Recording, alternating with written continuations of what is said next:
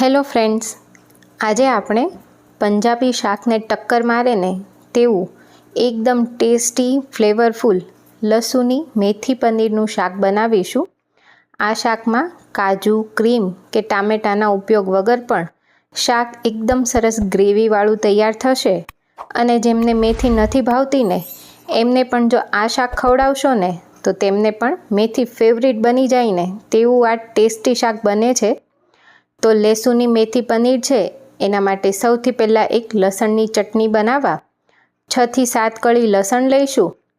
સ્વાદ પ્રમાણે મીઠું, અડધી ચમચી લાલ મરચું અને અડધી ચમચી ધાણા જીરું પાવડર લઈ બધી વસ્તુને ખાંડી લઈશું। તો લસણ થોડું અધકચરું રહે ને એ રીતે ખાંડીને આવી પેસ્ટ તૈયાર કરીશું। હવે અહીં મેથીનો વઘાર કરી લઈશું। તો એક વાસણમાં 1 મોટી ચમચી ઘી લઈશું અને સાથે જ 1 મોટી ચમચી તેલ લેવાનું છે। મેથીનો ટેસ્ટ ઘી સાથે બહુ જ સરસ લાગતો હોય છે એટલે અત્યારે મેં ઘી પણ લીધું છે। તમે એકલા તેલમાં પણ તૈયાર કરી શકો છો। હવે તેમાં નાની સાઈઝની કળી 10 થી 12 કળી લસણ લીધું છે। જો કળી મોટી હોય ને તો તમે થોડું ટુકડા કરીને પણ લઈ શકો છો। હવે લસણ થોડું ગુલાબી થાય તેટલું સાંતળી તેમાં 5 ચમચી હિંગ નાખીશું, 5 ચમચી હળદર, સાથે 5 ચમચી ધાણા જીરું પાવડર અને અડધી ચમચી લાલ મરચું પાવડર તેલમાં નાખી તરત જ તેમાં સમારેલી મેથી એડ કરીશું। તો અહીં મેં 2 મોટા વાટકા જેટલી મેથીને ધોઈ કોરી કરીને સમારીને લીધી છે। અત્યારે મેથીને આ રીતે અલગથી સાંતળીએ છીએ આ શાક માટે, એનો ટેસ્ટ બહુ જ સરસ આવશે। ઘીમાં મેથી સંતળાઈને એટલે તેની ફ્લેવર પણ સારી આવતી હોય છે। હવે મેથીના ભાગનું મીઠું એડ કરીશું અને થોડી વાર કૂક કરીશું। મેથીને કૂક થતાં વાર નથી લાગતી, લગભગ 2 મિનિટમાં જ મેથી સરસ સંતળાઈ જશે। અને જો જરૂર લાગે ને તો આ રીતે વચ્ચે વચ્ચે થોડું પાણી છાંટતા જવાનું। આપણે મેથી ધોઈને કોરી કરીને લીધી હોય ને તો આ રીતે પાણી છાંટવાની જરૂર પડે, જેથી મસાલા બળે પણ નહીં અને મેથી પણ સરસ સંતળાઈ જાય। તો અહીં 2 મિનિટમાં જ મેથી સરસ સંતળાઈ ગઈ છે। હવે તેમાં પનીર એડ કરીશું। તો અહીં મેં 100 ગ્રામ પનીર લીધું છે, તેને આ રીતે ટ્રાયંગલ કટ કરી લીધા છે। પનીર એડ કરીને ગેસ તરત બંધ કરી દેવાનો, કારણ કે પનીરને અત્યારે કૂક નથી કરવાનું અને મેથી સાથે મિક્સ કરીશું એટલે મેથીના મસાલા પણ પનીરમાં મિક્સ થશે અને પનીરમાં સરસ ફ્લેવર આવી જશે। હવે શાક વઘારવા માટે એક પેન લીધું છે, તેમાં 2 મોટી ચમચી તેલ લઈશું। અહીં પણ તમે તેલની સાથે ઘી એડ કરી શકો છો।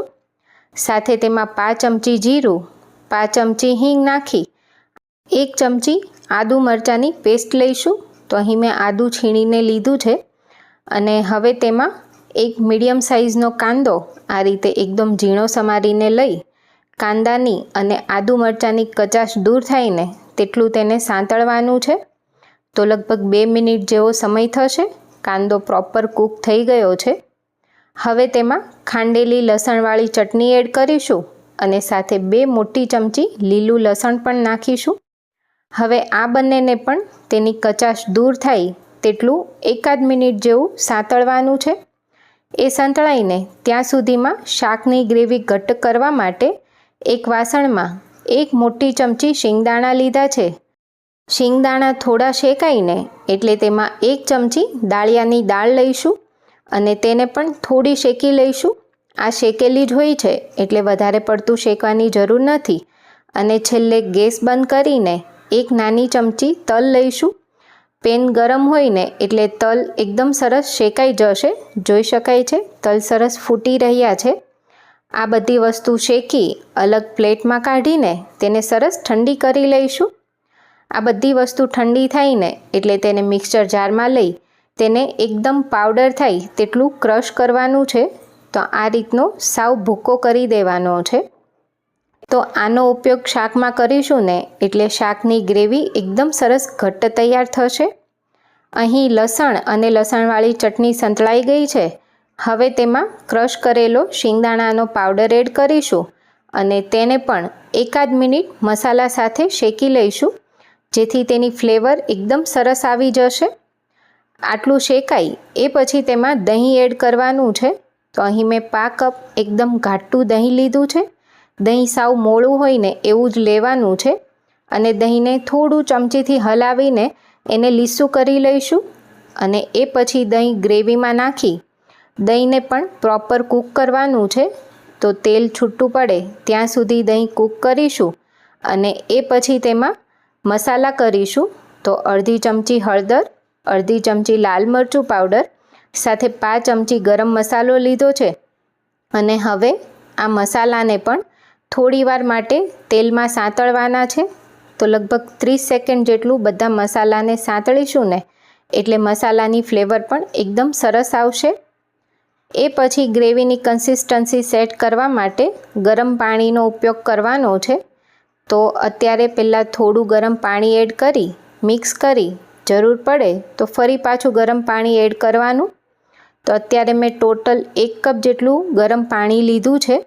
હવે બધું મિક્સ કરીને ગ્રેવીના ભાગનું એકદમ થોડું મીઠું લેવાનું છે, કારણ કે લસણવાળી ચટણી ખાંડી તેમાં પણ મીઠું હતું.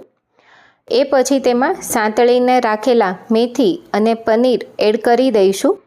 આ રીતે સાંતળીને અલગથી એડ કરીએ ને એટલે શાકનો ટેસ્ટ બહુ જ સરસ આવે. હવે પ્રોપર બધું મિક્સ કરીશું અને જો જરૂર લાગે ને તો પાણી પણ બીજું એડ કરી શકાય છે. તો અત્યારે મેં બીજું 5 કપ જેટલું પાણી લીધું છે અને બધી વસ્તુને સરસ મિક્સ કરી ઢાંકીને 2 મિનિટ જેવું કૂક થવા દઈશું. અને 2 મિનિટ પછી શાકમાં સરસ તેલ છૂટું પડી ગયું છે. છેલ્લે થોડા લીલા ધાણા નાખી મિક્સ કરીને ગરમા ગરમ શાકને તમે રોટલી, રોટલા કે પરાઠા સાથે સર્વ કરશો ને તો ખાવાની મજા પડી જશે. એકવાર ચોક્કસથી ટ્રાય કરવા જેવી રેસીપી છે. ઘરે બનાવજો અને મને કમેન્ટમાં જણાવજો તમને આજની રેસીપી કેવી લાગી.